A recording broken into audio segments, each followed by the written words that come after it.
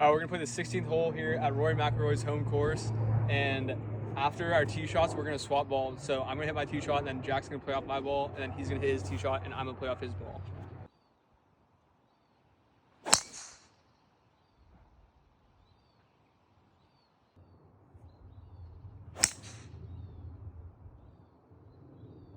Spading. I do have an angle at the green though, so I'll do my best at fan impression here.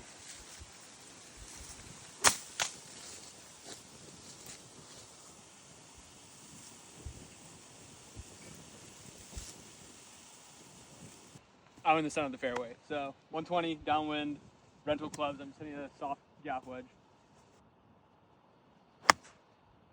I bladed it, but oh no! All right, I might be screwed here.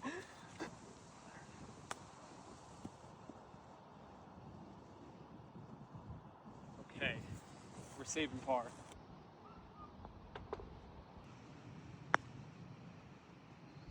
What again,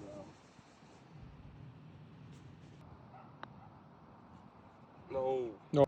Bogey or double, I believe. Yeah, bogue, but to be fair, I kind of put you in the trees, so